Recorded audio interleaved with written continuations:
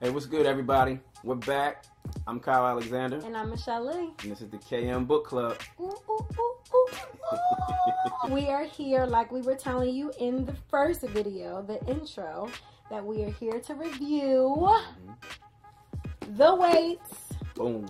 By Megan Good and Devon Franklin. This was, again, like we told you guys, the first book that we read for the 2017 book list.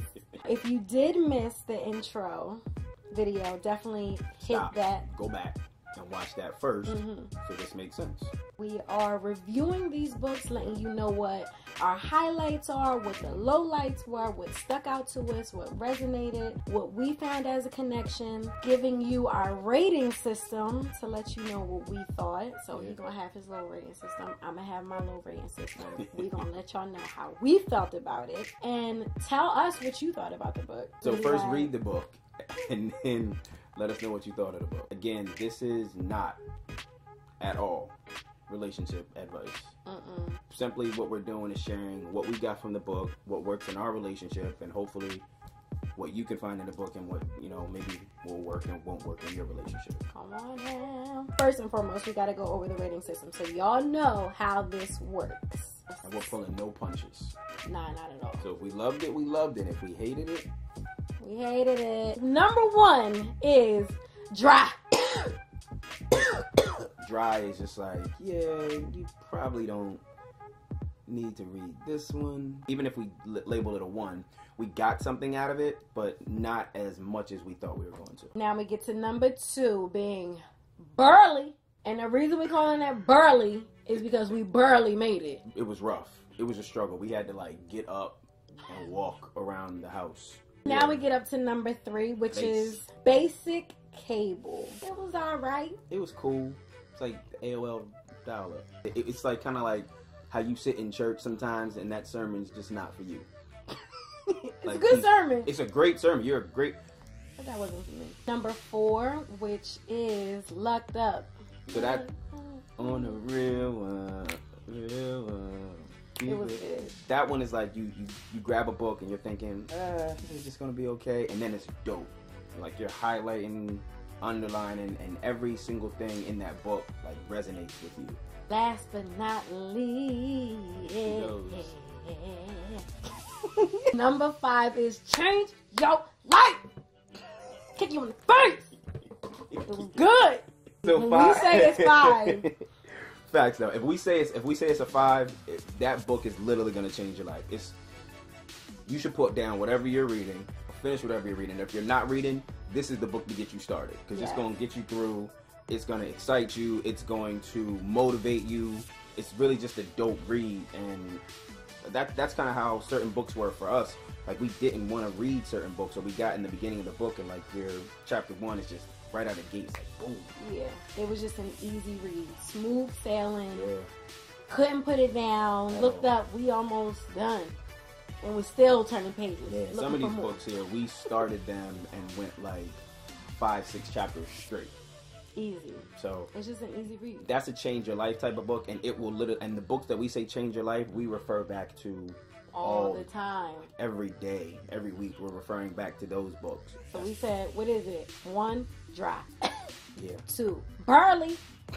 3, basic cable. 4, lucked up.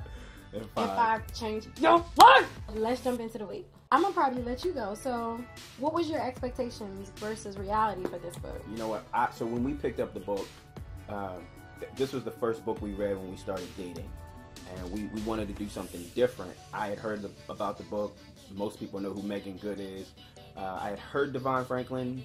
Didn't really know who he was, but I saw that they were together and they wrote this book. So it was like, started hearing really dope reviews. Watched a couple like interviews, YouTube videos, and I was like, well, let's give it a try. And so I proposed it to her, and she was like all for it. Honestly, my expectation was that they were going to kind of walk through their relationship and tell us how they got to where they were, why they waited, and how they were able to do it, because it's not easy to wait. I mean, look at it. God is good. I had heard about the book through a friend, so I had already known about it. I wanted to read it. It was something that I was already practicing. I thought it would be something that we could introduce into our relationship. Absolutely. Get some points out of it. Yeah. Stuff that we can take away from it. And it just kind of sparked this whole entire book club, honestly. Yeah. Reading the Weight really is what kicked off the book club. My expectations for this book, I honestly thought it was going to be all about Megan Good and Devon Franklin's celibacy. I thought it was going to be their story, how they met, and that's really all I thought it was going to be. But this actually touched on like personal, like your own individual story and trying to know how to cope with being celibate by yourself and how to apply that by yourself and what other things to work on. Like, it was more like an inner book rather than like a relationship book. And it didn't even get into the relationship until the end of it. Another thing that I would say as a highlight, he talked about the benefits of waiting and talked about it almost from like of your purpose. And that's a thing that we're big on, is knowing the purpose God has for your life and what you're doing with your purpose and actively walking in that. He talked about limiting God, like almost like if you're not waiting, if you're not celibate, if you're not dating and doing things the right way, then God is only able to do, he's not able to do everything that he wants to do based on the way you're living your life. I thought that was really dope. So that was a highlight for you. That was one of the major highlights for me. I know, and you know, one of the biggest highlights from this book was all the way at the end. And honestly, it was something that I needed to hear because it was something that I had been battling with. It was a question that I had asked God. I believed at that point in time that I had heard God give me his answer for that. And when things didn't go the way I thought they were going to go, I questioned everything. I didn't so much question God, but I almost questioned myself and my relationship with God. If I heard him right, if I heard him at all, if it was my desires getting in the way of what I heard, if I heard wrong, like I questioned everything. And something that they said at the very end of this book helped me in a way, like almost relieved me. They Tell said, the people. it said in this book that God, I want to know. God can change his mind. Yeah. And just to know that, it was something that I needed to know. I needed to hear. It literally, that was me. I was like, whew. Because I really was like, it made me check and second guess everything. Everything.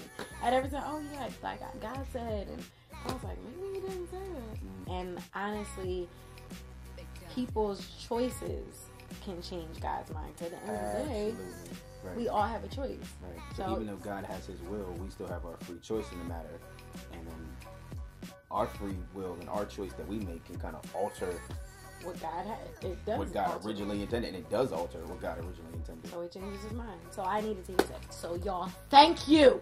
If y'all ain't put nothing else in that book, y'all put something there for me. Hallelujah. Probably one of the biggest lowlights for me was the fact that it felt kind of dry in the beginning. Yeah, it was can we just skip a couple chapters? Again, I was already practicing celibacy. I had already been in the game. Newly practicing celibacy. I was in there. So I was like, but you was like the new intern on the job. It's like, okay. And I was out here like, you were like the veteran on the team, and I was the new rookie that came in with all the promise in the world. We were on the same page, is all we're saying. We was on the same page. We were on the same page. You had just been on that. I think that's the reason why the book was a little slow for me, because a lot of it they were introducing practicing celibacy, and I'm like, yeah, I got that. It was almost as though they were helping people learn how to establish the practice of celibacy. I was more so looking for on ways how to maintain celibacy. So if you are being celibate, as hard as that can be, if you fall off the wagon and you compromise your celibacy, they don't beat you up about it just because they did it and they were straight through with no mess ups, but you can get back on course and get back on track. Another thing that they talked about was the passion chemistry. Read the book to figure out what that is, but that was really, really dope, and you realize how important that is in a relationship. But you gotta read it to find out. You gotta read it. Anyway, let's get into this rating system. Okay. I want to see what you rated, because I have no idea how she really felt about the book. She's saying all this stuff. We about to find out. Okay. Now you're looking.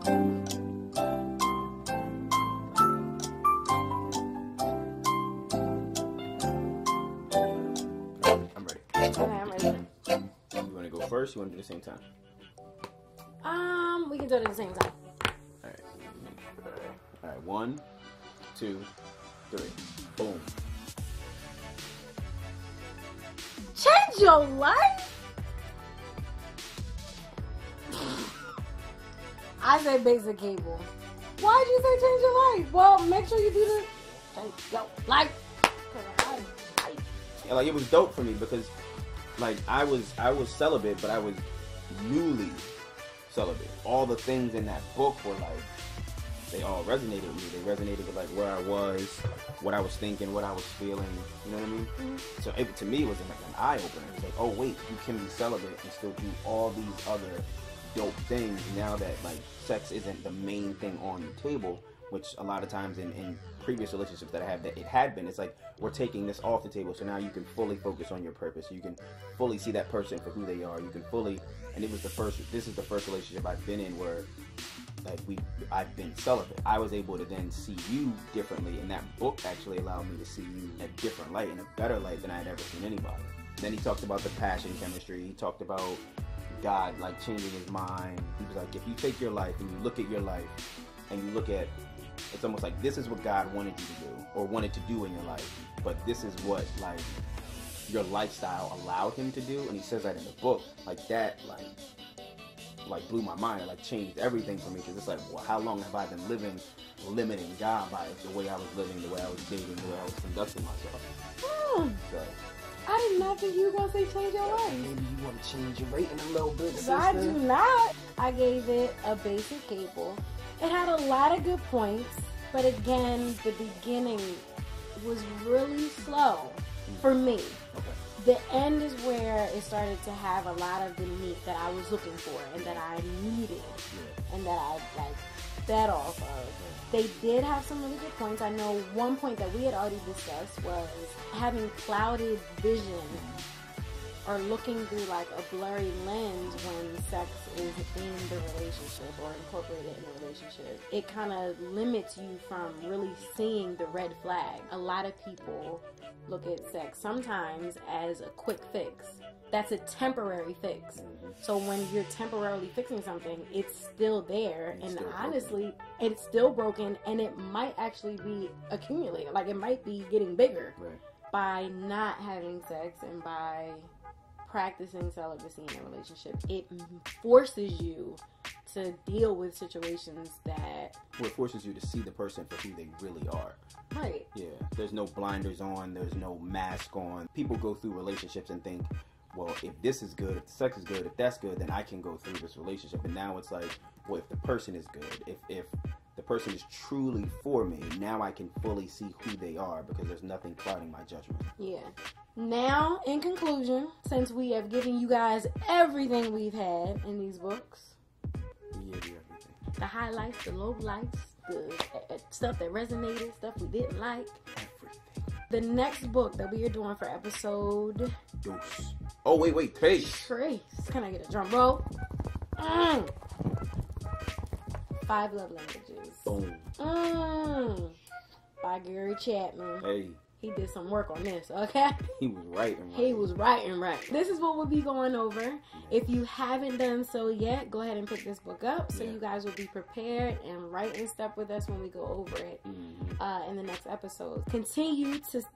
in the next I episode. always have a problem with saying that. Continue. Hey. Everybody's gonna get that. Give me a hip hop. Where are you going with after? Where are you going after that? Look at your hip hop. It's just stay tuned. Make sure you Make sure you continue to like, subscribe, comment, and keep watch. And we will see you guys next time, all right? We'll check y'all next time. Again, I'm Kyle Alexander. And I'm Michelle Lee. All right, y'all. Peace.